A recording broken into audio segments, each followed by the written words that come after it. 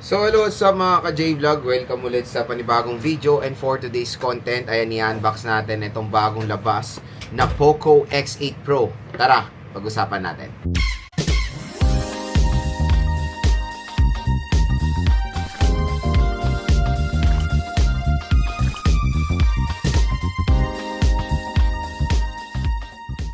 So na mga idol, lumabas na rin finally or dumating na sa atin itong in-order natin na Poco X8 Pro. So ito ay recently lang lumabas sa Philippines at sobrang bilis lang nito dumating sa akin. Wala pang isang linggo, dumating na po ito sa aking doorstep. Ganon kabilis ang delivery even though nasa ibang bansa natin to in-order. So again, kung gusto nyo to makuha na sobrang mura sa official store no po ni Poco sa online ito, tap mo yung video, view products, mura nyo lang makukuha itong Poco X8 Pro mga idol. At syempre, meron pa kayong special voucher pag kinuha nyo to or additional discount yan galing sa ating video. So again, tap mo yung video, may kikita kayo dyan, official store po ni Poco yan, view products.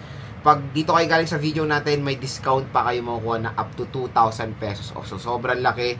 Pero ano ba SRP neto? So, si Poco X8 Pro, yung kanyang SRP for the 8GB 256 which is ito is 19,000 pesos. Pero sa online possible, pwede nyo makuha to ng 14,000 pesos. Kaya parati kong pinupush, dito kayo bumili sa ating product link. So, tap mo yung video, view products, mura nyo lang makukuha itong Poco X8 Pro at meron pang additional discount yan. Tapos yung 8GB 512 is 20,000 pesos pero pwede nyo siya makuha sa online ng 15,000 to 16,000 pesos. At yung 12GB 512 is 22,000 pesos pero sa online pwede siya makuha ng 16,000 to 17,000 pesos. So, very affordable lang siya sa online and no worries, official store po again yan ni Poco kaya hindi po kayo may scam dyan. At dyan ko rin binili itong Poco X8 Pro natin.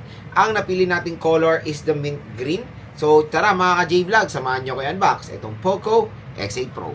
So ito yung box ng Poco X8 Pro. So as you can see sa box naman is very identical din sa kanyang mga predecessor. So X8 Pro, ayan. So, with your favorite Google apps, Google is a trademark of Google LLC. So, yung napili nating color is mint green, 8GB of RAM and 256GB of internal storage. So, powered by Xiaomi HyperOS. So, open na natin to. So, Poco.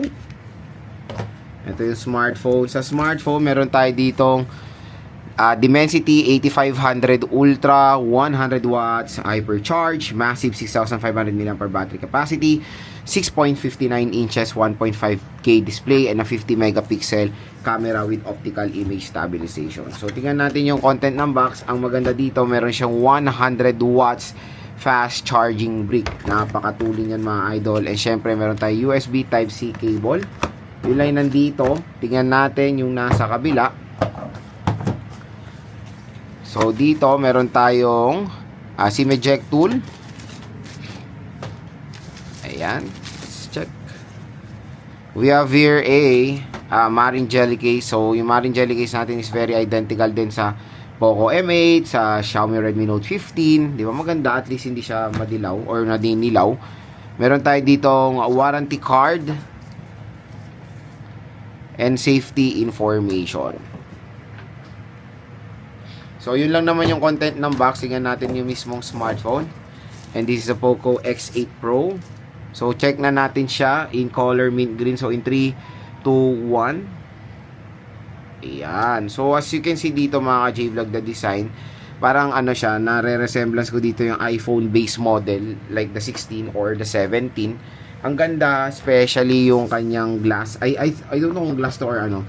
I-research pa natin to. Pero ang ganda nung ano, camera module niya, mukha talaga siyang iPhone. So, meron tayo dito main camera, secondary camera, and yung flash. Box type siya, frame is matte finish din. Ayan.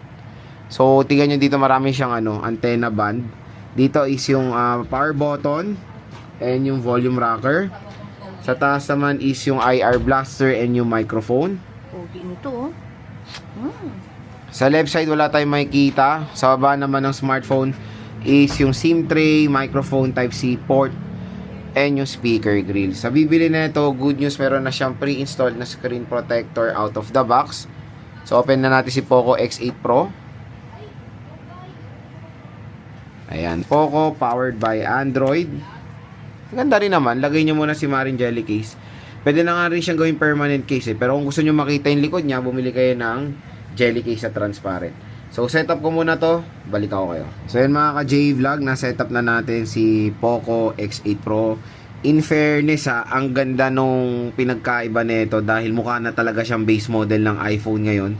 Which is mas better sa akin yung form factor and yung screen size ngayon nitong Poco X8 Pro. Mas maliit siya, pero napaka-comfortable niyang hawakan at napakaliit lang nung bezel niya. Napaka-solid. And even the display is AMOLED. So, ang gandang option nito compare sa Pro Max kung naghanap kayo ng mas maliit na screen size na powerful din. And the response is very snappy din. About phone, we have here the HyperWest 3 with the Android 16 out of the box. Syempre, longevity wise, matagal po ito ma-update ng software. So, we have here 33 gigabytes of na siya, na nakain. Ang laki na agad ng nakakain na storage kasi kasama dyan yung expansion ng RAM na 8 gigabytes. Okay. So, 256 siya overall. We have your detail specs ng ng phone. We have Dimensity 8500 Ultra, Android 16, 8 gigabytes of RAM and 4 gigabytes of extended RAM. Ayan. The display, so meron siyang Xiaomi Hyper AI. The display is, syempre, it's 144 Hz. So, we have your sunlight mode. Uy, grabe, lumiwanag pa siya. Ang taas ng nits of brightness ng mga idol. So, 120 Hz lang siya rather. And you can set the refresh rate doon sa app na gusto nyo. So, naka-on naman siya sa settings, I think. Grabe, napaka-solid ng smartphone na to. And even the camera performance is superb. Ang ganda rin nung nung vibration niya, yung feedback.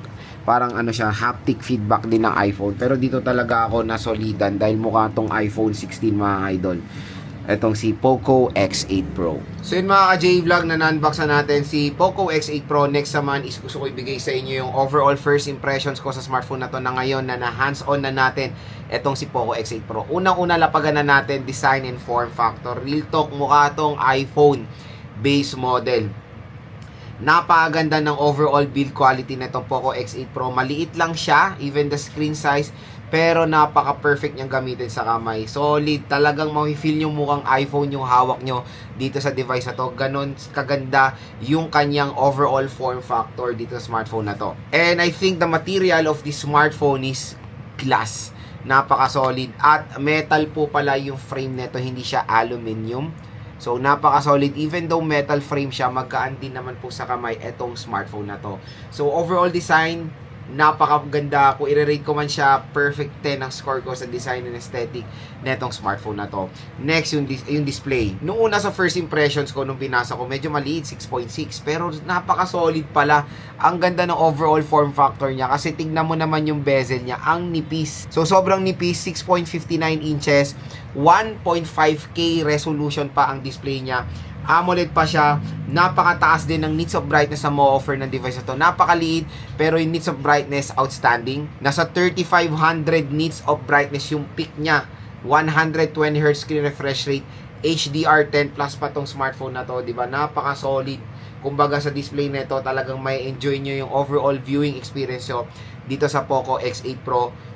Manood man kayo, maglaro kayo, talagang matutuwa yung mata nyo pag ginamit itong smartphone na to. At hindi lang yun, kunyari nagna-navigate kayo sa gamit yung motor nyo, meron po itong sunlight mode para ma-boost pa yung kanyang brightness kung gagamitin nyo siya sa outdoor. Doon nyo talaga may experience yung napaka-solid na 3500 nits of brightness kasi may proximity sensor to na parang pag mas naka-detect siya ng liwanag, tataas pa yung brightness niya. So, ganun naman ka-convenient yung overall screen neto si Poco X8 Pro. Next is the operating system. So, syempre, longevity-wise, matagal ito ma-update. Pero magandang balita, Android 16.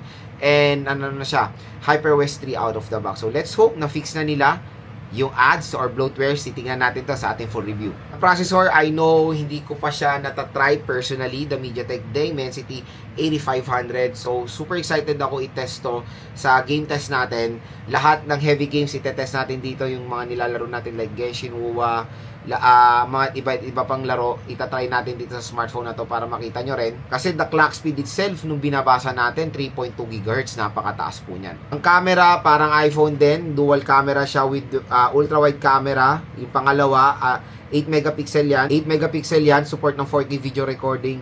Yung kanyang rear camera na 50 megapixels po. Sa front-facing camera naman is 20 megapixels, pero Full HD 1080p recording lang yung kanyang front-facing. So, in-display, fingerprint scanner din. Ito si Poco X8 Pro. At syempre, power siya ng dual stereo speakers, sound by Dolby Atmos pa. Hindi mo akalain na napakalaki ng battery nito. Tulad na sinabi ko, sa bigat, sa feel, para siyang iPhone 16. Yung iPhone 16 nasa 3,000 plus mAh battery capacity lang yan. Ito, parang halos hindi sila nagkakalayo ng weight. 6,500 mAh na removable battery, di ba? Akalain mo yun, napakaliit pero ang laki ng battery, 6.5. Napakanipis niya rin yan, pero makunat yung battery niya. Tapos, anti-rero pang charging rate, 100 watts fast charging rate. So, in less than 1 hour lang, yung 6.5 neto, maning-mani lang magpo-full charge ng Poco X8 Pro. At ang magandang balita, kasama yung charger sa box.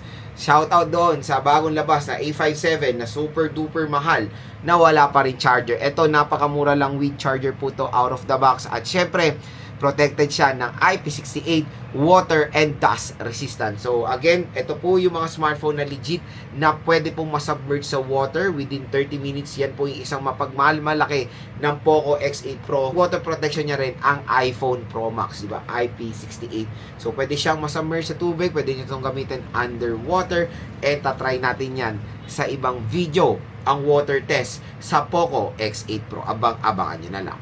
So yun mga ka-Jave lang ang ating first impression so far dito sa Poco X8 Pro. Abangan nyo na rin ating review, game test, lahat pag-uusapan natin dito. Abangan nyo na lang. And kung interested kayo, wag na kayo magdalawang isip. Napakamura po sa online. Tap mo yung video, view products. Mura at bagsak presyo lang itong Poco X8 Pro. Grab yours now, hanggang sale pa siya dito sa ating product link.